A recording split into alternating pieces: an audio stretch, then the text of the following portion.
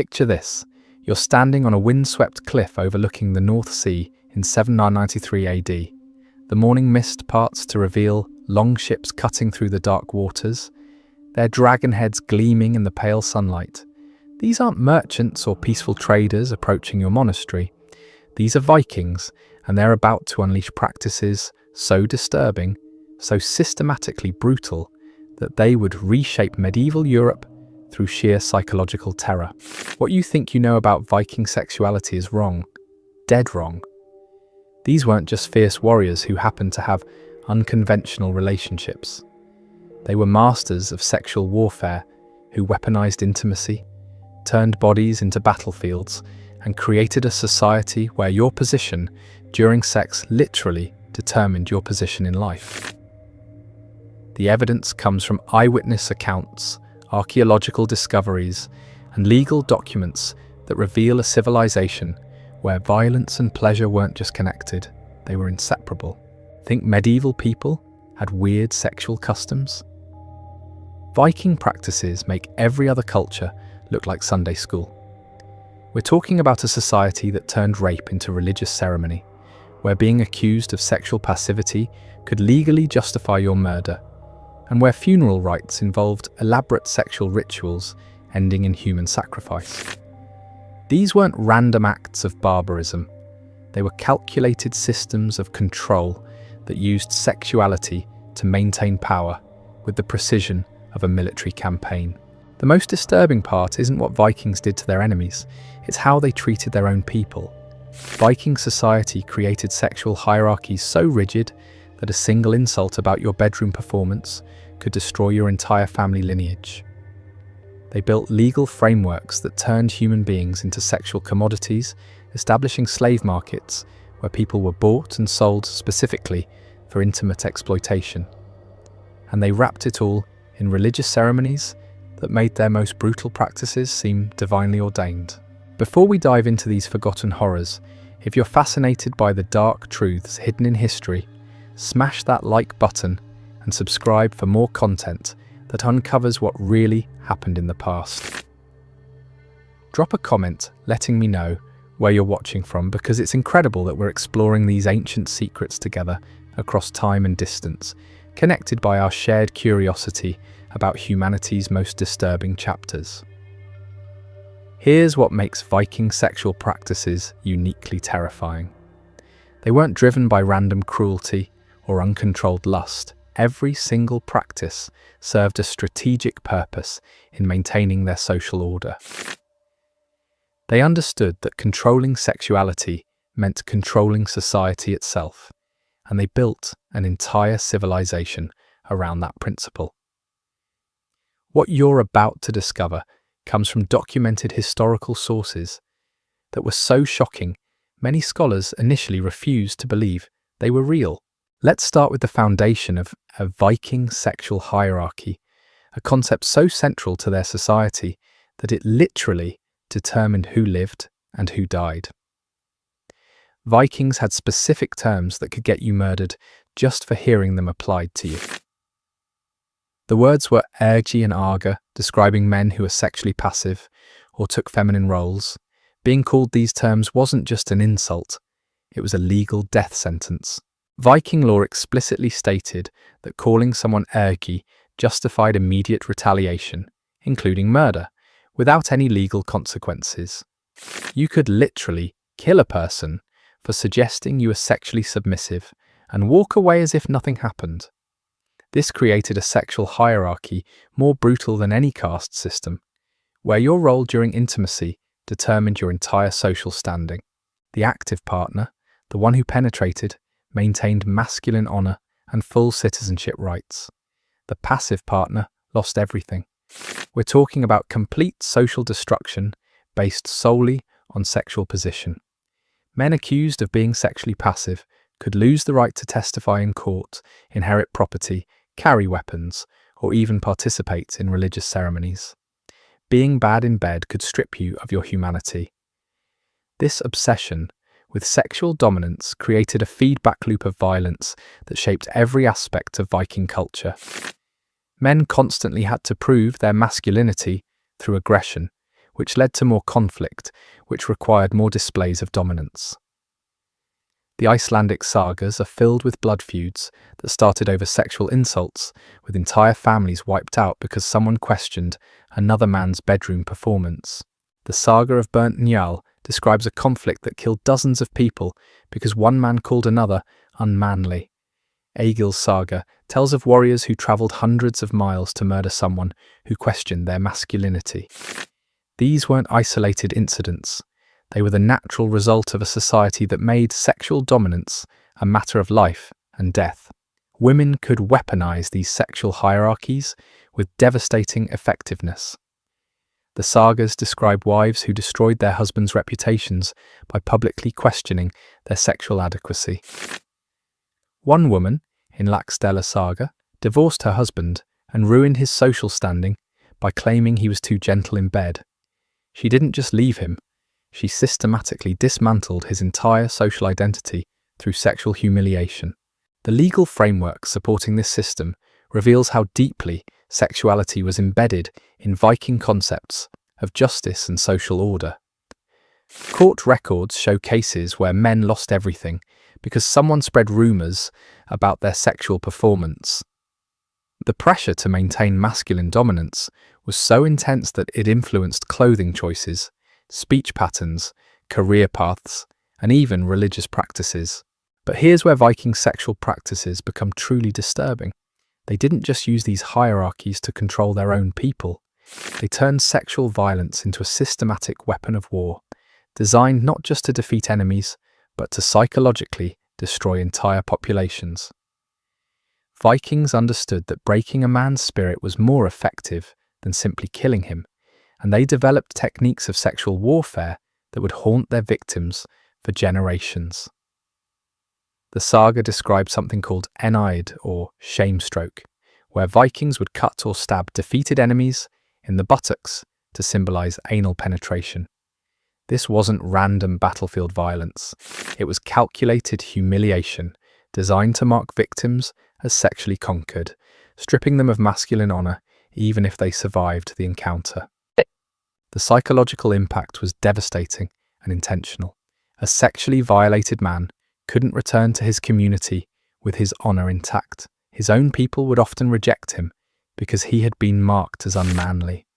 Some victims committed suicide rather than live with the shame. Others became outcasts, wandering between communities as living reminders of Viking dominance. Vikings often went beyond symbolism. Defeated enemies, especially leaders and warriors, faced systematic sexual assault designed to transfer masculinity from victim to victor. The saga of the Volsungs describes how captured kings were subjected to public rape to demonstrate their complete defeat. According to Viking beliefs, forcing someone into the passive role literally stole their masculine essence and added it to your own. This wasn't just individual cruelty, it was strategic psychological warfare that served multiple purposes. Communities that heard about Viking sexual practices often surrendered without fighting rather than risk having their people subjected to such treatment. The mere threat of sexual violence became a weapon of conquest, more effective than any sword or battle axe. The beauty of this system, from a Viking perspective, was its efficiency. You could destroy someone's masculinity without actually having to engage in the act yourself. The symbolism was enough to achieve the psychological destruction they sought. But when they did escalate to actual sexual violence, it served as a form of social control that extended far beyond the immediate victim. Viking raiders understood that sexual violence created ripple effects throughout enemy societies. A violated leader couldn't command the same respect. A community that couldn't protect its people from sexual assault lost its sense of security and social cohesion. Families torn apart by sexual violence struggled to maintain their traditional structures and relationships. The scale of this psychological warfare was staggering. Vikings didn't just raid for treasure and slaves. They raided to demonstrate their sexual dominance over entire populations, using intimate violence as a tool of conquest that complemented their military strategies. They created a reputation for sexual brutality that preceded them wherever they went, often achieving victory through fear before they even arrived. This systematic approach to sexual warfare reveals something fundamental about Viking society. They understood that sexuality and power were inseparably linked, and they built their entire civilization around exploiting that connection. What we're about to explore next makes their battlefield sexual violence look almost merciful by comparison.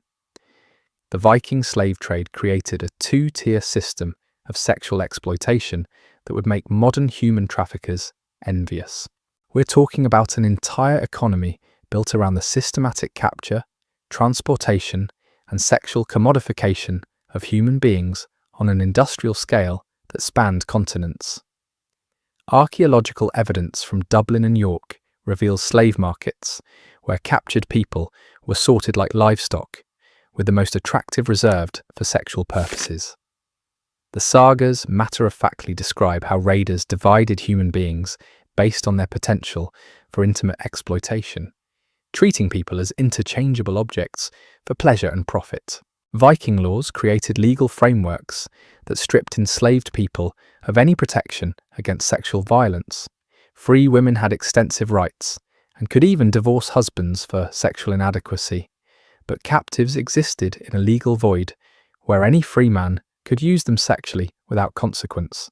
The Icelandic law codes state that raping a free woman carried the death penalty, while sexually assaulting a slave woman resulted in a fine equivalent to damaging someone's property.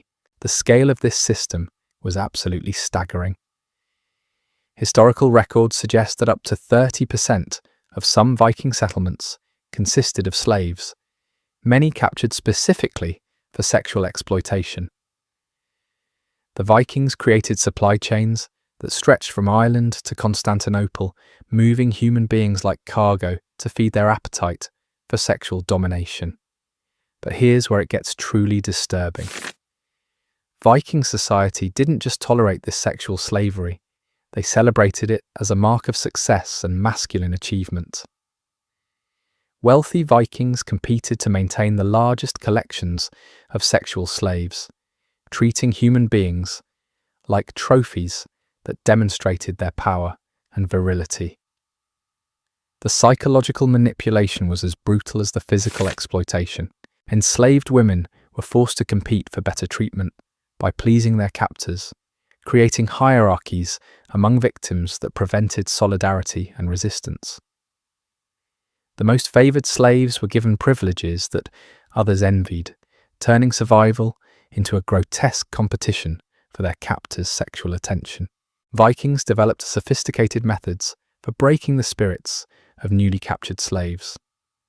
They understood that physical restraint was less effective than psychological conditioning, so they created systems designed to make victims complicit in their own exploitation.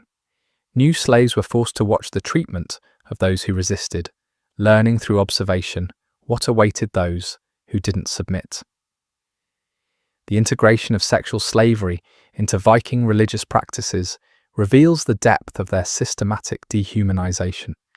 Slaves weren't just used for labor and intimate exploitation, they were sacrificed in religious ceremonies, their deaths seen as offerings to the gods that would ensure continued success in raiding and conquest. The most horrifying aspect of Viking sexual slavery was how it was normalized within their society. Children grew up seeing enslaved people used sexually, learning to view human beings as objects from an early age. This generational conditioning created a culture where sexual exploitation wasn't just accepted, but seen as natural and divinely sanctioned. Viking funeral practices involving sexual slavery represent some of the most disturbing rituals in human history. When a chieftain died, his slaves faced a choice that wasn't really a choice at all. They could volunteer to be killed and buried with their master, or they could continue living as property of his heirs. The selection process for funeral sacrifice was particularly twisted. Vikings would ask the dead chief's female slaves which one would die with him, and one would volunteer, believing she would join her master in the afterlife as his eternal companion. What happened next makes modern horror movies look like children's entertainment. The chosen slave spent her final days being passed between different men from the tribe in elaborate sexual rituals. Each encounter was seen as transferring the tribe's collective life force through her body to the dead chieftain.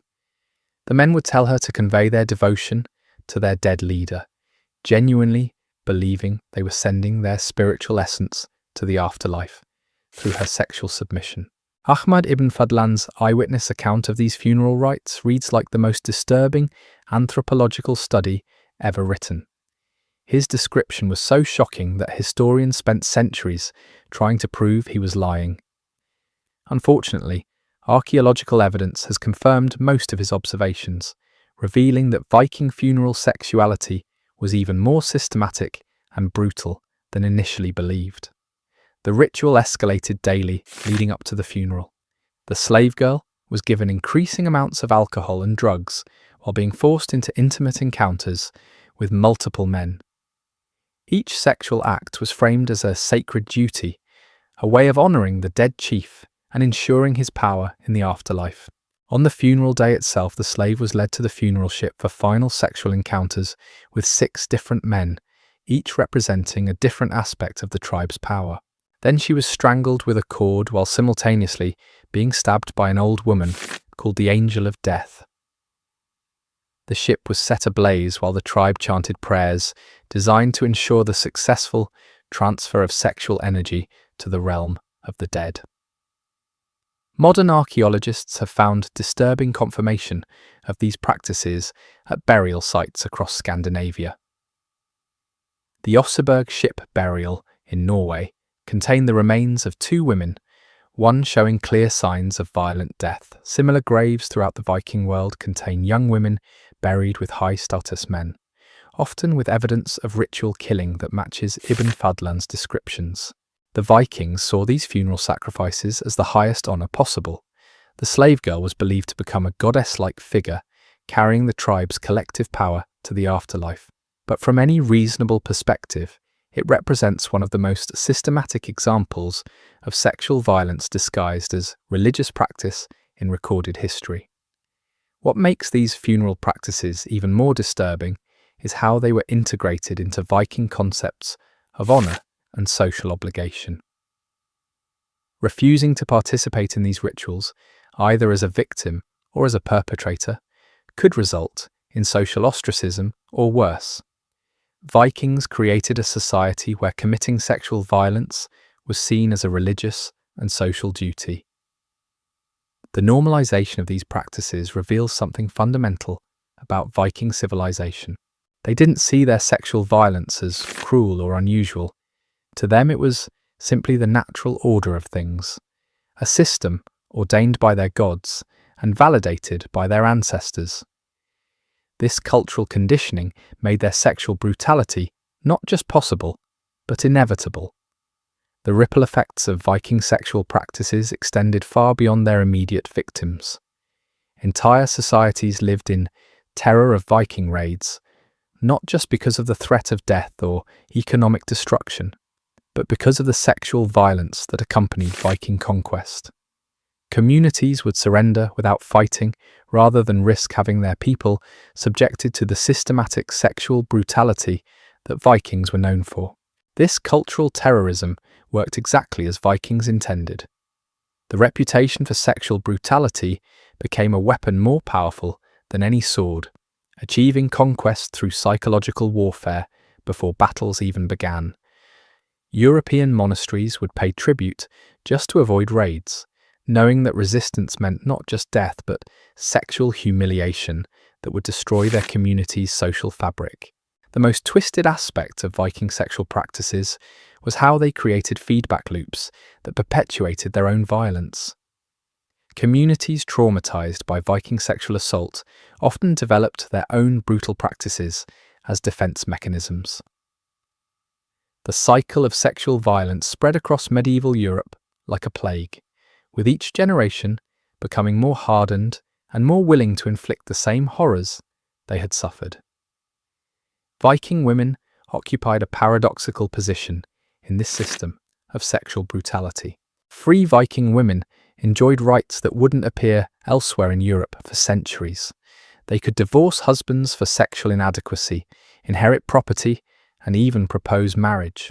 But this freedom came at a horrific cost built on the systematic sexual exploitation of enslaved women who had no rights whatsoever. The contrast was intentional and calculated. By giving free women unprecedented sexual autonomy, Viking society reinforced that freedom was precious and slavery was ultimate degradation. A free woman's ability to refuse intimate advances made an enslaved woman's inability to do so even more pronounced. This created a hierarchy where some women participated in their own liberation by endorsing the sexual enslavement of others. Viking legal codes reveal the mathematical precision with which they calculated sexual exploitation. The morning gift, compensation given to wives for their sexual availability, was calculated as a percentage of their dowry.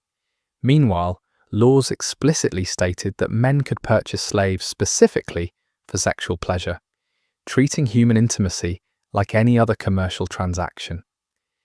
The economic structures supporting Viking sexual practices were staggeringly sophisticated.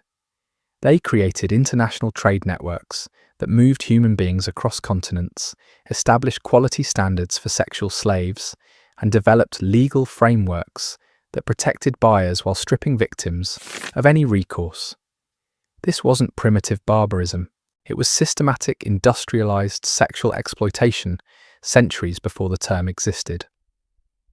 Archaeological evidence continues to reveal the true scope of Viking sexual violence. Mass graves containing young women show signs of systematic sexual trauma before death. Domestic sites reveal living quarters designed specifically for housing sexual slaves. Trade goods include restraints and implements clearly designed for sexual coercion. The physical evidence paints a picture of a civilization built around sexual domination. The psychological sophistication of Viking sexual practices reveals their understanding of human nature's darkest aspects. They knew that sexual violence created shame that lasted generations. They understood that communities torn apart by intimate trauma struggled to rebuild trust and social cohesion. They recognized that sexual humiliation was more effective than physical torture at breaking enemy resistance. Modern scholars studying Viking sexuality often struggle with the implications of their findings. The evidence is overwhelming and disturbing, revealing a civilization that systematically weaponized human intimacy in ways that shaped medieval Europe and continue to influence modern concepts of power and sexuality. These weren't random acts of cruelty, they were calculated strategies that worked exactly as intended. The Viking legacy of sexual violence didn't end with their civilization. The practices they normalized, the legal frameworks they established, and the psychological warfare they perfected influenced European culture for centuries. Their understanding that sexuality and power were inseparably linked created patterns of exploitation that persist in various forms today.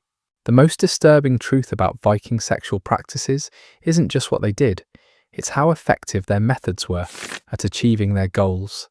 They created a civilization that lasted for centuries, spread across continents, and left genetic and cultural legacies that still shape our world. Their systematic sexual brutality wasn't a flaw in their society. It was a feature that enabled their success. Standing on that wind-swept cliff where we began, watching those dragon ships disappear into the mist, you now understand what medieval Europe truly faced. Not just fierce warriors seeking treasure and glory, but masters of sexual warfare who understood that controlling bodies meant controlling souls. The Vikings didn't just conquer lands, they conquered the very concept of human dignity, turning intimacy into a weapon and sexuality into a tool of systematic oppression. Their practices were so disturbing that many historians initially dismissed the evidence as enemy propaganda. but the archaeological record, legal documents, and eyewitness accounts paint an undeniable picture of a civilization that turned sexual violence into an art form.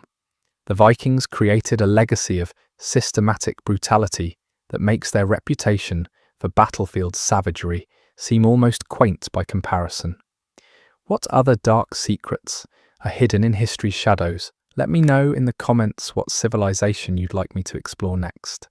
And don't forget to subscribe for more content that uncovers the disturbing truths our ancestors tried to forget.